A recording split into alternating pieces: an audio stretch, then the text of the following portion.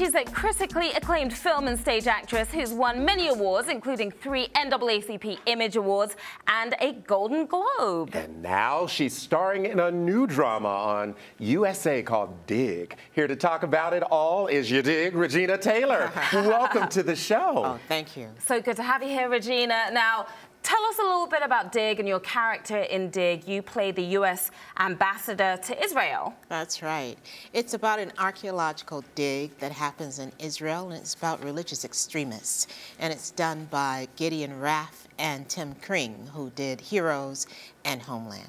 So the murder mystery is just the beginning, but you really go deep into the Holy Land. Did this shoot in Jerusalem, or did you learn? What did you learn about? Yes, we first started shooting in Israel this past summer, and things got heated there. We shot the first episode, and then we had to shut down for a while. We then shot... Did you stay out there, or you came back? I came back to the U.S.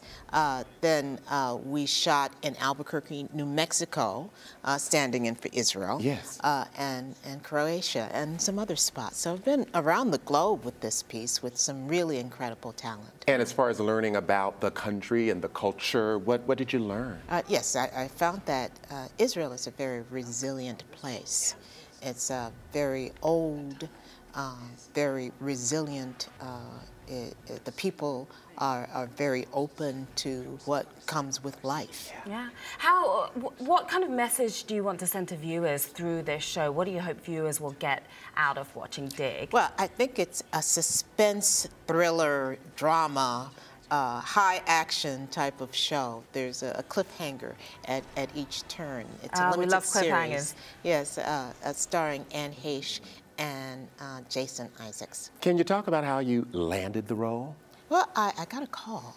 I got a call from an agent, and they said, the producers want to meet with you for lunch here. So they had you in mind already. So I was very pleased to meet with them and to talk about the role, and there I was. Were there any things that you needed to tweak in terms of what they presented to you, or were you happy with what was presented? Well, I say this because you are a writer, a director, a producer. You do it all, so you probably bring that sensibility to it. I like to get my research done. So I did a lot of research. I talked to different people in government. It's outside my field, but it's people from ambassadors to different people working in different government agencies. So I could get this role right. Okay. The ambassador. Got to do that research. Yes. Now, you of course are no stranger. But what I found out was that when we got to the set, they told me to throw all the rules out. That this woman was outside the box. So that's where I started with the piece. Very interesting. Now, you are no stranger to television because we've seen you in hit shows like I'll Fly Away, The Unit,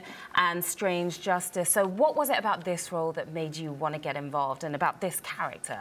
Well, it was the writers. I knew that they present strong, layered, flawed characters. So and flawed characters are the favorites to play, right? Yes, yes. So you can sink your teeth into that. Yeah. So it was something different. I thought she was very different than anything I've ever played. We spent a lot of time over the last couple of years. I do a lot of theater segments here at Arise. We talked about Romeo and Juliet and the multicultural casting with Condola Rashad and et cetera. But beautiful. You are the first African-American Juliet on Broadway. Can you talk about when that was and what that felt like and what that feels like? Because that's something that won't go away. Oh, yes, that was a while ago. It was with Joseph Papp's Theater on Broadway. Yes.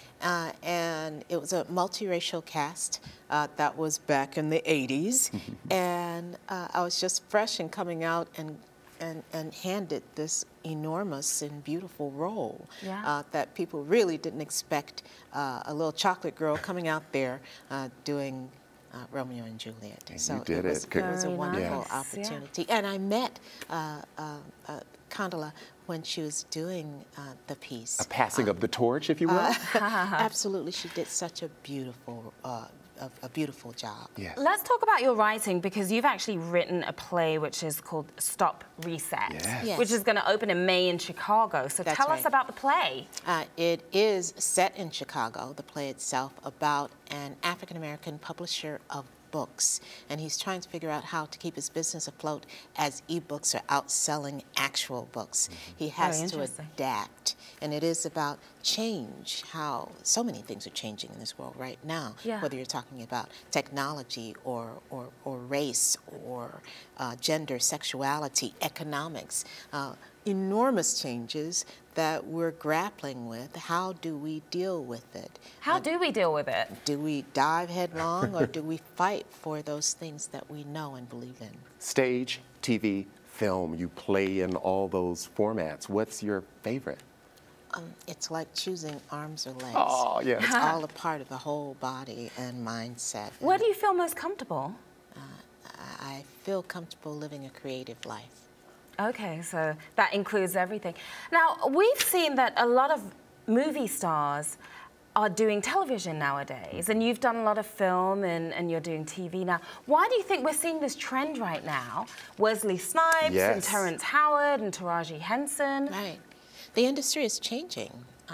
Again, how we deal with that change, whether that's doing big movies, people are going straight to the TV, or straight to their computers. Or straight to the plays. You've got an innovative way to get young people to come to the theater. Can you talk about that really quick? That's right. With Stop Reset, I am looking at technology, how technology and the arts can mesh. So I am collaborating with different people in Chicago, artists and students who read the play, take the themes, and even some of the characters in the play, and they create their own pieces, and we set that online with a site that the Goodman Theater is creating just for Stop Reset. Awesome. And people then can engage with the play before they even get to the theater. And it is a platform for all these wonderful voices, young and old, to have this dialogue, and that's what I want. I'm Sharon, she's a social media diva now. Yes, you certainly are. And Stop Reset, we can see at the Goodman Theatre in Chicago starting on May 21st. And of course, Dig, can't wait for that. Thursday, March 5th, it premieres. Okay, looking forward to it. Thank you so much for joining us, and we'll be right back.